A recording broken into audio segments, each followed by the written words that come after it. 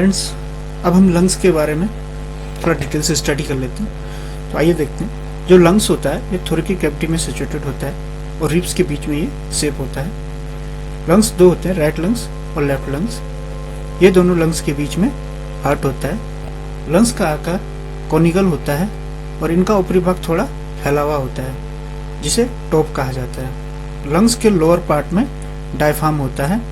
जो right lungs होते हैं इसके 3 पार्ट्स होते हैं जिन्हें लोब कहा जाता है। जैसे ये अपर लोब यहाँ से यहाँ तक, फिर ये मिडिल लोब और ये लोअर लोब। इन लोब को जो लाइनें जोड़ती हैं इनको फीसर्स कहा जाता है। ये हॉरिजॉन्टल फीसर्स हैं और ये ऑब्लिक्व फीसर है। ऐसे ही ये भी 2 लोब है। इसको अपर लोब कहा जाएगा और इसे लोअर लोब, और ये ऑब्लिक्व फीसर्स है। लंग्स का जो प्रत्येक पार्ट यानी जो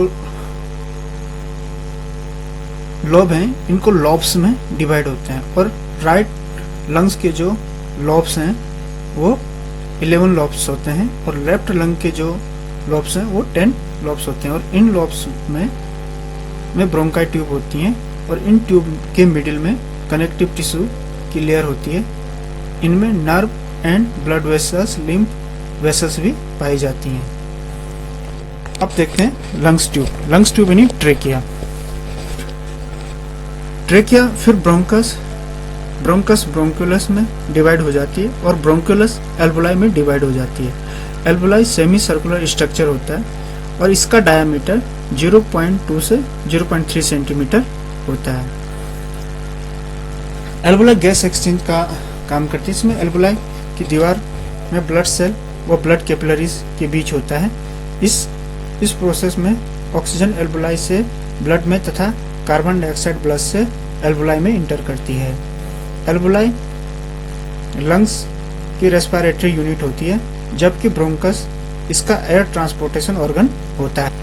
के लंग्स में लगभग 300 करोड़ से 400 करोड़ एल्वोलाई पाई जाती हैं जो 100 वर्ग मीटर के बराबर होती हैं। प्रत्येक लंग्स के ऊपर एक महीन चमकीली झिल्ली होती है जिसे प्लूरा कहते हैं, और यह प्लूरा 2 लेयर में डिवाइड होता है जिसको विस्सेरल लेयर और पेरिटल लेयर कहा जाता है।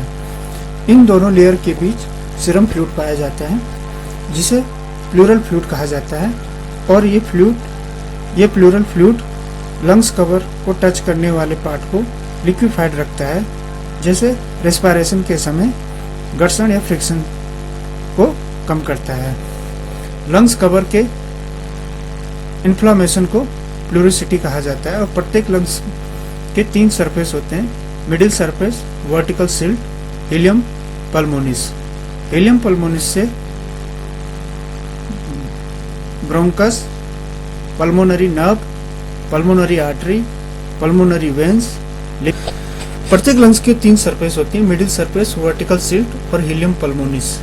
हीलियम पल्मोनिस से bronchus, pulmonary nerve, pulmonary artery, pulmonary veins, lymph vessels, ये सभी लंग्स में इंटर करती हैं, और ये सभी स्ट्रक्चर कनेक्टिव टिश्यू द्वारा एक सामान्य बंच से ऐड होती हैं जिसे लंग्स का रेडिक्स पल्मोनिस।